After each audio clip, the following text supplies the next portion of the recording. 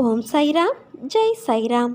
என் அன்பின் சாய் குடும்ப உறவுகளே, உனக்கு தேவைப்படும் அனைத்தையும் அள்ளி கொடுக்கவே நான் வந்திருக்கிறேன். உன் விடாமுயற்சிக்கு பலன் கிடைக்கப் போகிறது.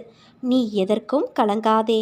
நீ எப்போதும் மகிழ்ச்சியாக இருக்கப் போகிறாய் குழந்தையே.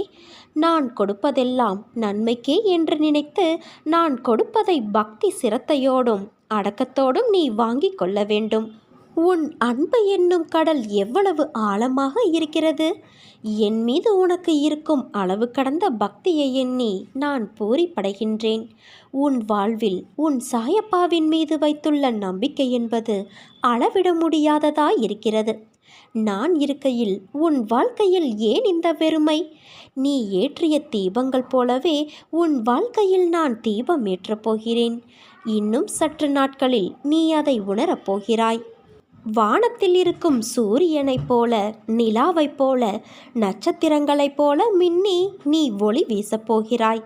அடிக்கடி நான் சொல்வது ஒன்றுதான், விரைவில் நீ உயர்ந்த நிலைக்கு வரப்போகிறாய் என்று.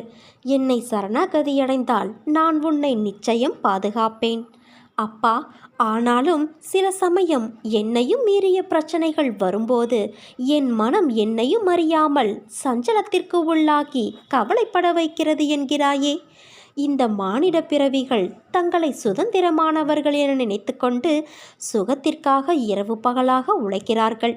ஆனால் அவர்கள் கஷ்டம் என்ற ஒன்றை மட்டுமே அறுவடை செய்கிறார்கள். இதுதான் விதி.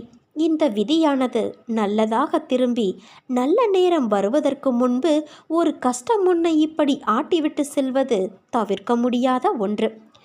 எதிரிகளிடம் சிக்கிக்கொண்டு அனைத்தையும் இழப்பது, வம்பு வழக்கு என்று அலைவது, நீடித்த புகழ் நிலை மாறி அனைவரும் புறக்கணிக்கும் வகையில் அவமானம் உண்டாவது போன்ற நிலைகள் தோன்றுவது இயல்புதான்.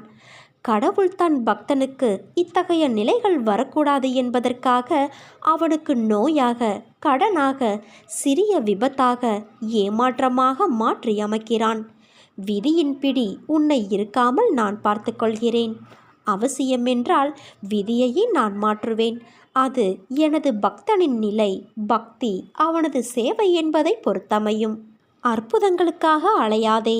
நான் அடிக்கடி வலியுறுத்துகிற விஷயம் இதுதான். எதை தேடி போகிறோமோ அது நம்மை விட்டு தூரம் போகும்.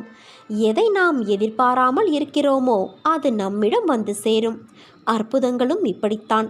என்னிடம் அற்புதத்தை தேடி வராமல் ஆன்ம நலனில் விருத்திக்காக போனால் நான் உனக்கு தேவையானதை தந்து என் பக்கம் ஈர்த்துக்கொள்வேன். இதற்காக நான் செய்யும் செயல்பாடுகளில் ஒன்று அற்புதம். இதையும் தாண்டிய பல விஷயங்கள் என்னிடம் உள்ளது. காத்திருந்தால் நிச்சயம் பெற்றுக்கொள்ளலாம். அனைத்தையும் உணர்ந்து பிரார்த்தனை செய்தால் நன்மை நடக்கும். ஆனால் இதற்கு உன்னை நீ தகுதிப்படுத்திக் கொள்ள வேண்டும். நீ நம்பிக்கையோடு இருந்தால் நல்லதே நடக்கும். சாயிருக்க பயமேன்.